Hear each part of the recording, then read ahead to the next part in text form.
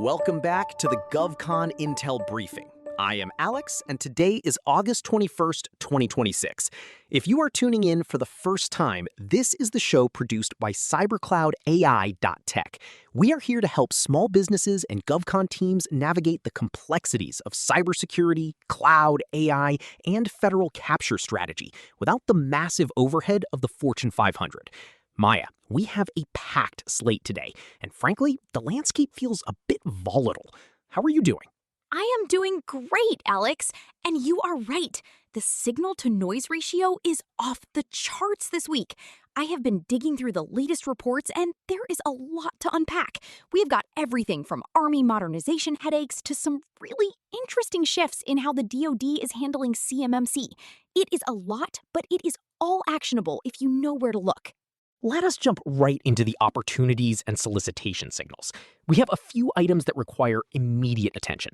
First, the Army is shutting down a unit in Europe that was focused on drone warfare. That sounds like a contraction, but in the GovCon world, that often signals a pivot in strategy or a shift in how they are procuring these capabilities. Exactly. When a specialized unit closes, the mission doesn't just disappear. It usually gets absorbed or recompeted under a different vehicle. We need to assess the fit and timing here. Is this a chance to offer a more efficient, AI-driven alternative? We should open a capture thread on this immediately. Then there is the Golden Dome project. The Pentagon is pushing back on cost estimates, which is classic, but it highlights a massive amount of confusion about how this priority will actually function. If the government doesn't know how it works, they're going to need industry partners who can help them define the requirements.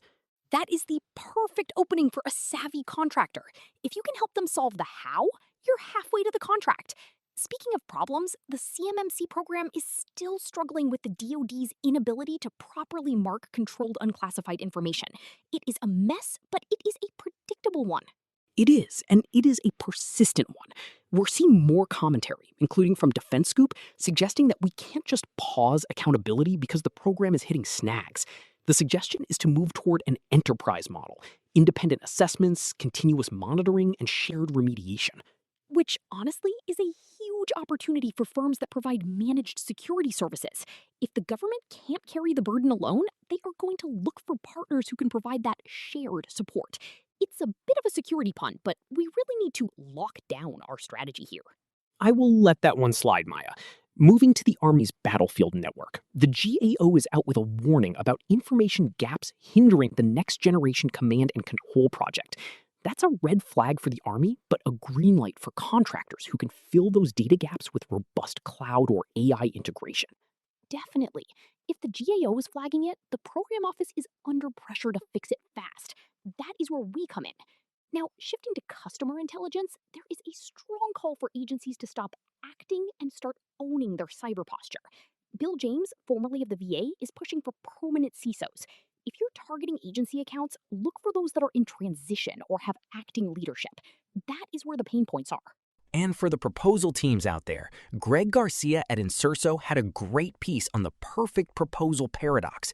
With AI-generated bids flooding the market, agencies are leaning more toward commercial solutions openings. If you are relying on generic AI to write your proposals, you are going to get filtered out. You need to be smarter than the algorithm. That is the truth. AI is a tool, not a replacement for domain expertise. We have also been tracking some broader market movements. There is a potential debt ceiling breach on the horizon that could impact federal pay. Definitely something to keep on the watch list.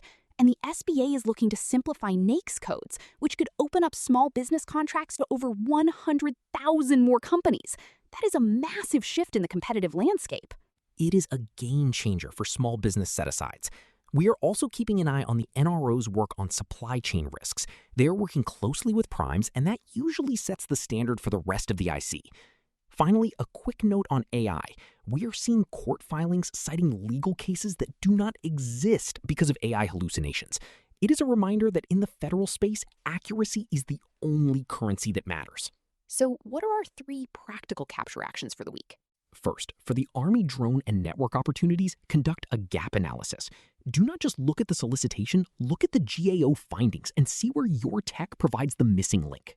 Second, on the CMMC front, stop waiting for the final word. Start positioning your firm as an enterprise model partner.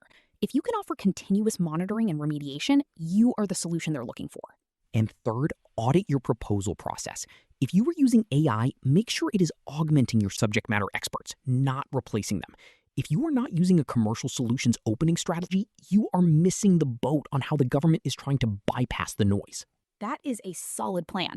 It's about being the signal in the noise, Alex. Well said. That is all the time we have for today. If you need help with your GovCon cybersecurity, cloud, AI, compliance, or capture strategy, head over to www.cybercloudai.tech. We're here to help you win without the Fortune 500 overhead. And while you're there, check out our other technology and GovCon podcasts at www.cybercloudai.tech/Spotify. Thanks for listening, and we will talk to you next time.